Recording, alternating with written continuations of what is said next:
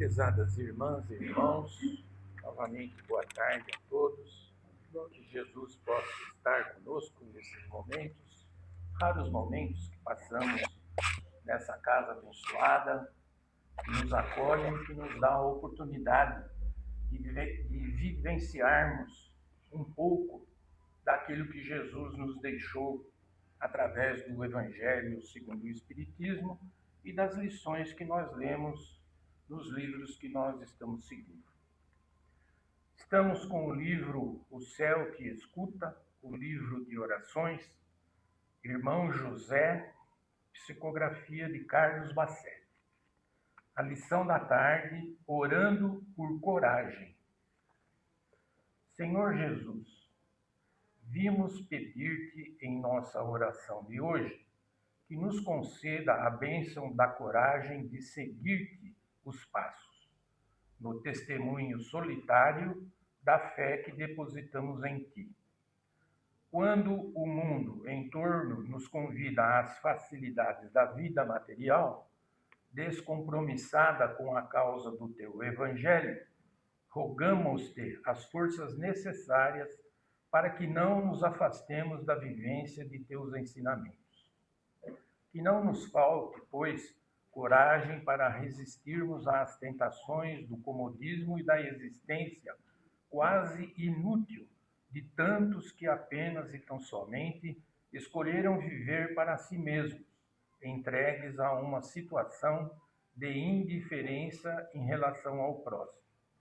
Sem dúvida, a Terra poderia ser um mundo diferente, quase feliz, se cada um de seus habitantes tivesse mínima preocupação com o bem-estar dos semelhantes. Todavia, mestre, os nossos próprios ouvidos soa-nos estranho que estejamos a suplicar-te a coragem de sermos bons, generosos e fraternos, quando assim deveríamos ser naturalmente, sem que, para tanto, tivéssemos que lutar contra as nossas inclinações de ordem inferior. Talvez, em toda a história da humanidade, o homem, mesmo o homem de fé, nunca tenha necessitado de tanta coragem para enfrentar e vencer a si mesmo, sendo coerente com os princípios cristãos que afirma ter abraçado. Infelizmente, a grande maioria de nós outros, assim que descemos do púlpito ou da tribuna, começamos a desmentir com atitudes as nossas mais belas e comoventes pregações em torno de tuas palavras de vida eterna.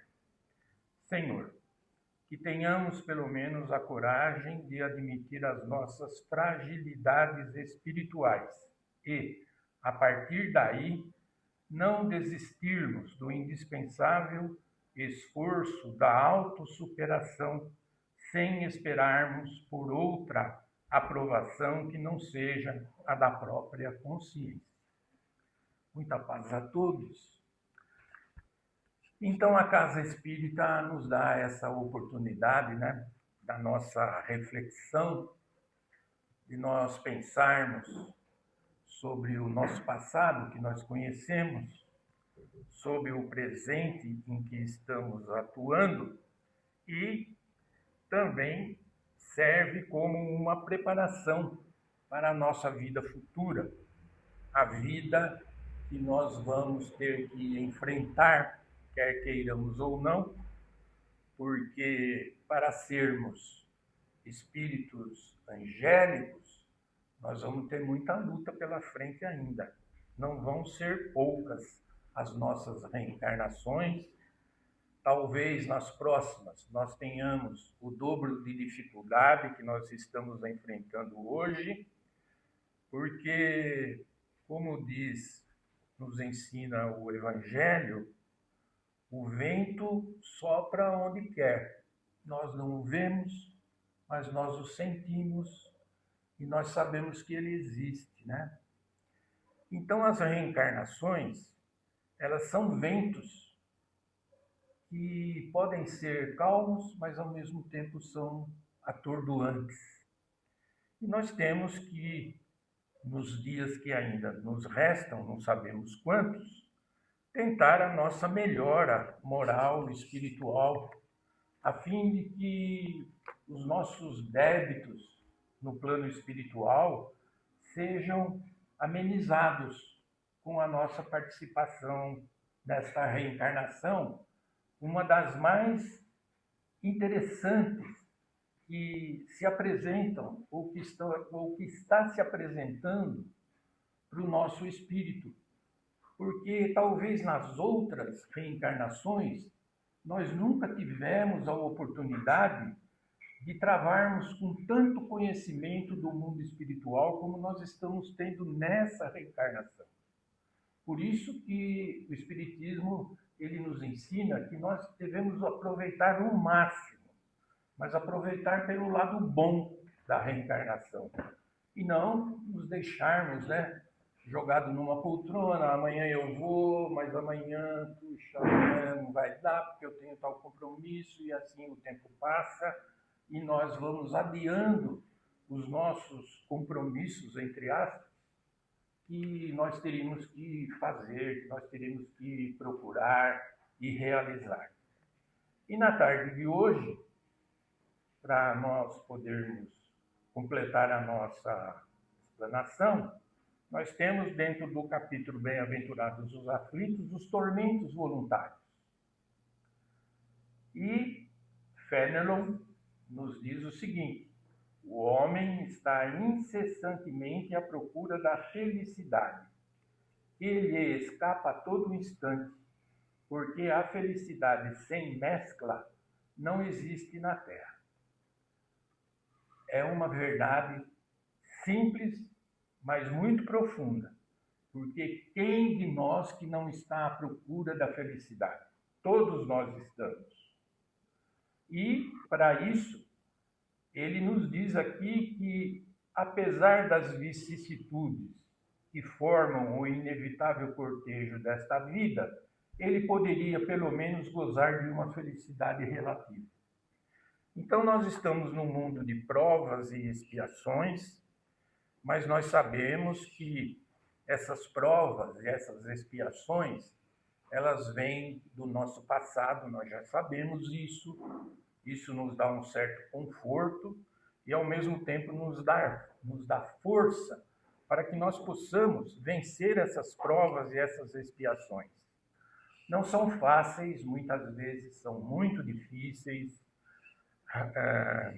Não raramente acontece dentro do nosso próprio cadinho, do nosso próprio lar, com as pessoas que nós temos que conviver, a esposa, no caso, o esposo, os filhos, as filhas, os agregados.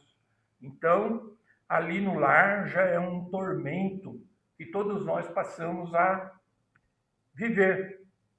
E nós temos que ter a consideração, o respeito para com todos.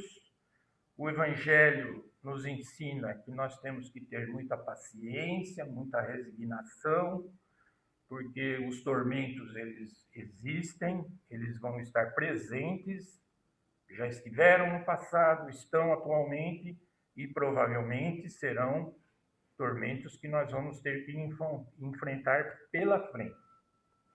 O espírito de Fénelon nos fala ainda, mas que essa felicidade relativa, ponto. Mas ele a procura nas coisas perecíveis, sujeitas às mesmas vicissitudes, ou seja, nos gozos materiais em vez de buscá-la nos gozos da alma. Então, vejamos bem, esses momentos que nós estamos passando aqui nesta casa são os gozos da nossa alma, do nosso espírito, onde nós praticamente esquecemos de todas as nossas preocupações, viemos para cá para receber uma palavra amiga, o passe, a água fluidificada, o encontro com os amigos e as amigas, enfim, são momentos raros que, quando nós saímos daqui, parece que eles desaparecem dos nossos momentos que vivemos lá. Começa no trânsito, vai para onde muitas vezes encontramos pessoas que querem falar a respeito de tal assunto, de outro assunto. É, muitas vezes nós não concordamos, mas nós temos que ouvir, né? Porque o Evangelho também nos convida para que nós possamos ouvir antes de falar, porque na maioria das vezes, tudo que se encontra à nossa frente, que nos chega como informação, nós somos juízes, né? Nós somos juízes não de primeira instância, do Supremo Tribunal Federal. Nós já damos a sentença e já queremos que a coisa ande para frente. Nós não queremos nada que nos atrapalhe. Então, tudo que serve para nos atrapalhar, nós não queremos que aconteça na nossa vida. Mas o Evangelho, digo mais uma vez, ele nos ensina que nós devemos que ter paciência, resignação. Fala aqui o espírito de Fenelon, a inveja, o ciúme, o invejoso e o ciumento, não, para o invejoso e o ciumento não existe repouso, e não existe mesmo, né? Aquele que é invejoso e ciumento está sempre procurando alguma coisa. Ô, vizinho, carro novo. Ô, fulano saiu com uma camisa que deve custar uma nota. E assim sucessivamente, né? Então, esses tormentos simples, né? O Evangelho não traz nada aqui que seja um negócio complexo, que nós não possamos entender e que nós não possamos lutar contra ele. Não. O Evangelho traz coisas simples, né? Então, bem-aventurados os aflitos, porque serão consolados, pois os seus cuidados não têm compensação no céu.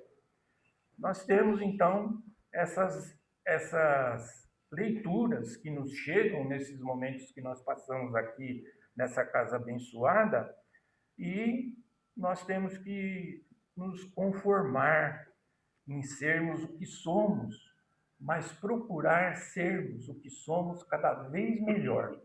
Esse é o ensinamento do Evangelho.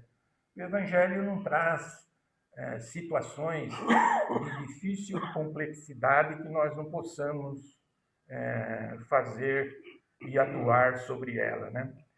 Então, que nós possamos, nesta tarde de quarta-feira, nos lembrarmos de que caiu como lição, além do livro que o João leu, além do livro que o Ulisses leu, que o Evangelho nos trouxe a lição sobre os tormentos voluntários. E muitas vezes, na maioria das vezes, somos nós mesmos que acabamos de colocar no nosso dia a dia, na nossa existência. Se nós nos lembrarmos disso, talvez, antes de nós agirmos ou tomarmos uma palavra mais pesada ou um gesto que não seja tão delicado, a gente consiga, né, dar um passinho para frente, melhorar um pouquinho o nosso caráter, o nosso modo de viver. Muita